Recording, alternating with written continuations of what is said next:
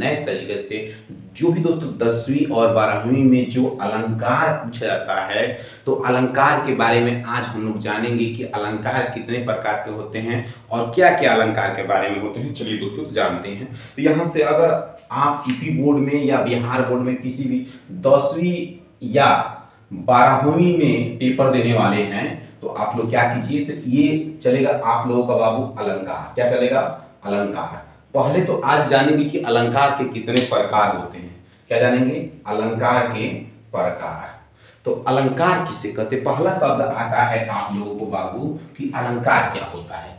तो अलंकार मतलब क्या होता है, तो अलंकार किसे कहते हैं, बहुत सारे तत्वों से मिलकर तो अलंकार क्या होता है, अलंकार के भेद कितने होते हैं, अलंकार कितने प्रकार के होते हैं, ये सारी बातें आज हम एक वीडियो में जानने वाले हैं। वो भी उदाहरण सहित। आपको कहीं से भी कुछ भी अलंकार से रिलेटेड पूछे, हो सकता है तो इसका पार्ट 1 पार्ट 2 का वीडियो आएगा, लेकिन जरूर आएगा दोस्तों। तो अभी तक हमारे चैनल पर नए हैं, चलो क्या करें, सब्सक्राइब करें और बेल आइकन घंटी क्या करें, प्रेस करें। इससे क्या होगा, जो भी नोटिफिकेशन जाएगा सबसे पहले आपके पास पहुंचेगा। Thank you. चलिए दोस्तों, ज्यादा देर करते हुए तो अलंकार देखिए, अलंकार का मतलब होता है जो काव्य में शोभा बढ़ा दे। क्या बढ़ा दे? काव्य की शोभा बढ़ाने वाले तत्व को अलंकार कहते हैं। अलंकार मतलब होता क्या है, तो देखिए हम लिख देते हैं इसका परिभाषा। काव्य की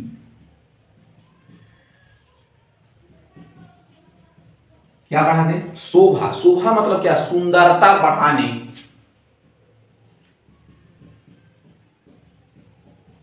वाले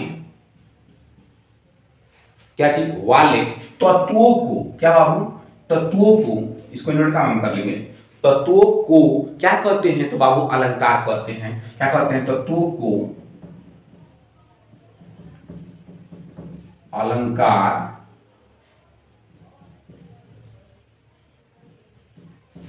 कहते हैं। तो एक बात और जानेंगे, तो क्या होता है, तो काव्य की शोभा बढ़ाने, तो काव्य की शोभा बढ़ाने वाले तत्व को क्या कहते हैं? अलंकार कहते हैं। काव्य की शोभा बढ़ाने वाले तत्व को अलंकार कहते हैं। एक लाइन में जान गए कि अलंकार क्या होता है, और दूसरी लाइन में ये भी जान जाएंगे कि अलंकार के प्रकार के। तो बहुत ज्यादा पूछा जाता है कि अलंकार के कितने भेद होते हैं, तो बाबू आपको सही सही बता दे रहे हैं। यूपी बोर्ड में चाहे बिहार बोर्ड में अलंकार के 2 भेद होते हैं। तो लिख देंगे कि अलंकार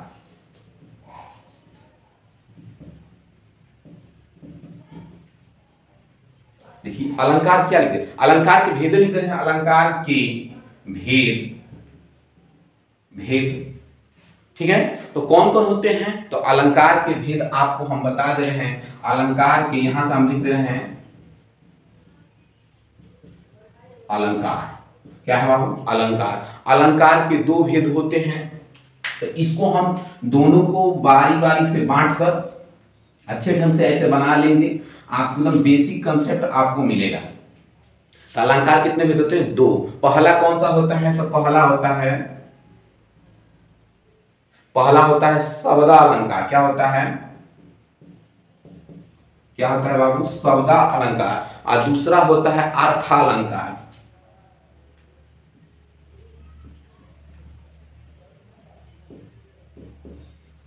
क्या होता है? अर्था अलंकार। क्या हो जाता है बाबू? अर्था अलंकार हो जाता है। तो दोनों में ये तो क्या होते हैं? अलंकार के भेद होते हैं। क्या होते हैं? अलंकार के कोई पूछेगा कितने भेद होते हैं, तो 2 होते हैं। पहला शब्दालंकार, दूसरा अर्थालंकार। ठीक है बाबू। तो पहला कौन सा अलंकार? शब्दालंकार, दूसरा अर्थालंकार। देख लेंगे, थोड़ा सा आपको दिखाई दे रहा है कि नहीं, जूमिंग आपको सही से क्रम से दिखाई दे रहा है। लाइट उठ मार रहा होगा तो थोड़ा दिक्कत करेगा, तो इधर उधर कर दिया जाएगा।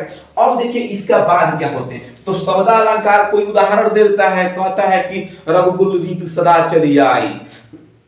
ये कौन सा अलंकार है? शब्दालंकार है कि अर्थालंकार है? अब ये नहीं पूछेगा कि यमक अलंकार है कि उपमा अलंकार है कि शब्द उत्प्रेक्षा अलंकार है। तो इससे ये पूछ देता है कि कौन सा अलंकार है, अर्थालंकार है कि शब्दालंकार। एक और अलंकार आप पढ़ेंगे, कई टीचर बताते हैं। अब देखते हैं कि शब्दालंकार के कितने भेद होते हैं। तो शब्दालंकार के 3 गो भेद होते हैं। कौन कौन? शब्दालंकार के 3 गो भेद होते हैं। शब्दालंकार के 3 गो कहते हैं। तो पहला कौन होता है, तो अनुप्रास होता है। अनुप्रास होता है यमक अलंकार,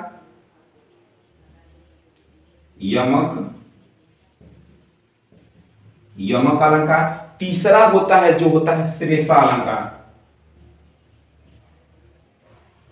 क्या होता है? तो अलंकार किसे कहते हैं? जो काव्य में शोभा तत्व को बढ़ा देता है, जो काव्य की शोभा बढ़ाने वाले तत्व को क्या कहते हैं? अलंकार कहते हैं। अलंकार के दो भेद होते हैं।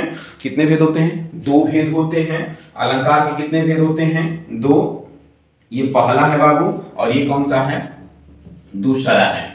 और देखिए कि अर्थालंकार के कितने भाग होते हैं। तो अर्थालंकार के 4 5, तो हम आपको अर्थालंकार के 5 बताएंगे। क्या सब बताएंगे? 5 बताएंगे। तो पहला क्या होता है? तो रूपक अलंकार के नाम से जानते होंगे, रूपक अलंकार। दूसरा क्या जानेंगे? तो दूसरा जानेंगे आप लोग उत्प्रेक्षा अलंकार।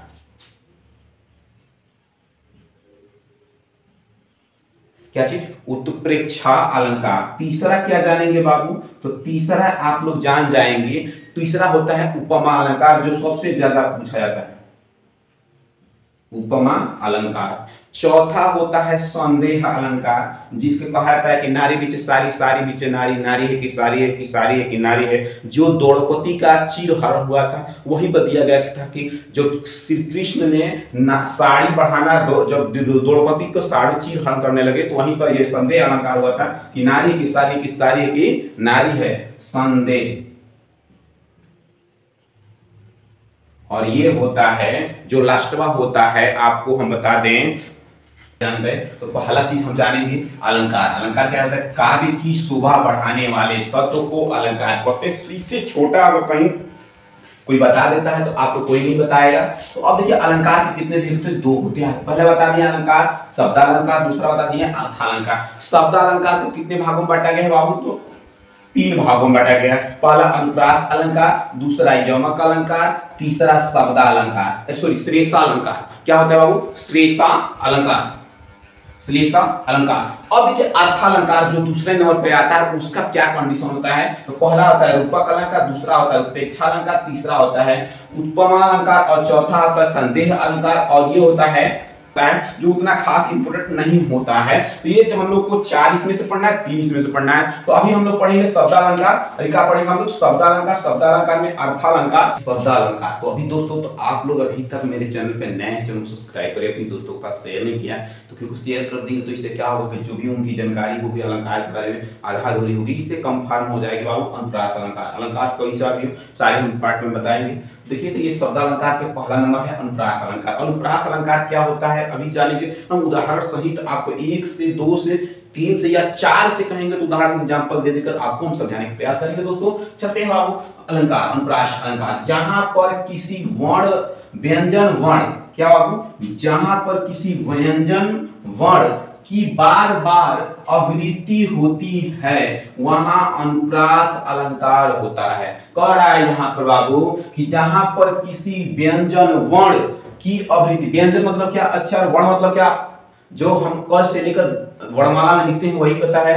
तो वर्ण होता है और उसकी बार बार आवृत्ति होती है, मतलब एक ही शब्द बार बार आता है, एक ही अक्षर बार बार आता है, वहां पर होता है अनुप्रास अलंकार। उदाहरण के माध्यम से हम समझेंगे।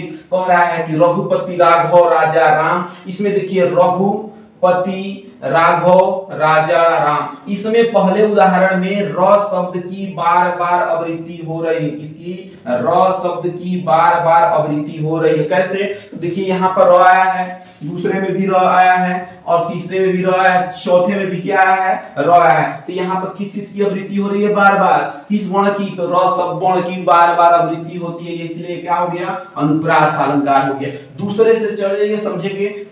चारु चंदन की चंचल किरणें खेल रही है जल थल में। कह रहा है कि चारु चंदन की चंचल किरणें खेल रही है जल थल में। तो खेल रही है कहां पे? जल थल में। इसमें भी किसका हो रहा है? च शब्द की आवृत्ति हो रही है। इसमें किस शब्द की हो रही है? च शब्द की, च वर्ण की, शब्द नहीं बाबू, वर्ण, च वर्ण की बार बार आवृत्ति हो रही है। किसकी बाबू? च शब्द की, च वर्ण की बार बार आवृत्ति हो रही है। अभी भी आपको डाउट है तो ये देखिए, इसमें से बहुत सा इंपोर्टेंट पूछने वाला है आपको। देखिए पेपर में क्या करेगा बाबू, आपको दे देगा, कहेगा कि रघुपति राघव राजा राम यह किस अलंकार का उदाहरण है, तो दे देगा यम, अनप्रा, श्रेष्ठ, संदेह अलंकार। आपको विकल्प में आपको चूज करना रहेगा कि आप कौन सा इसको में लेकर लगाते हैं।